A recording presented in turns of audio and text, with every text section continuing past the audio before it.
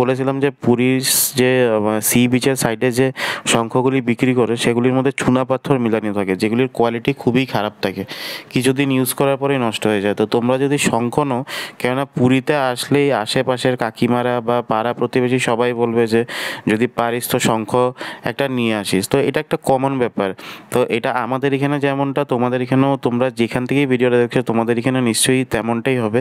তো তোমরা যদি সি বিচে আসো, শঙ্খ টঙ্খ কেনো, অল্প দেখে নিও, কেননা এটাও একটা তোমরা যেহেতু কাউকে গিফট দিচ্ছ, তো সেটা যাতে খারাপ না হয় সেটা একবার তোমরা যাচাই করে নিও।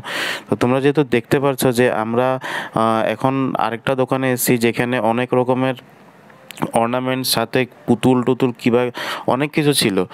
তো এইখানে তোমরা দেখতে পারছো যে আবার টি শার্টও বিক্রি করছে, জগন্নাথের ফটো লাগানি টি শার্টও ছিল।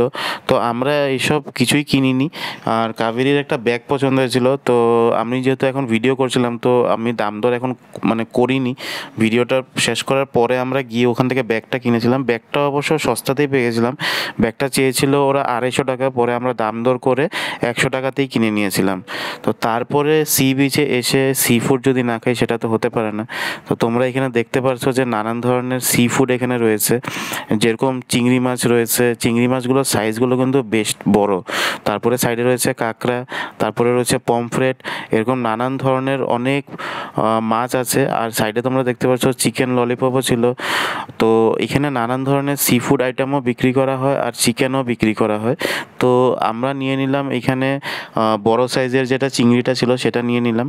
তো তোমরা যদি চাও এখানে রেডিমেডও বানানো থাকে, এই যে তোমরা যেটা দেখতে পারলে যে এখানে রেডিমেডও বানানো থাকে। আর তোমরা যদি ওদেরকে বলো যে তোমাদের সামনে লাইভ ওরা মানে কেটে চিংড়ি নাও বা যে মাছই নাও, ওরা তোমাদের সামনে কেটেও বানিয়ে দেবে।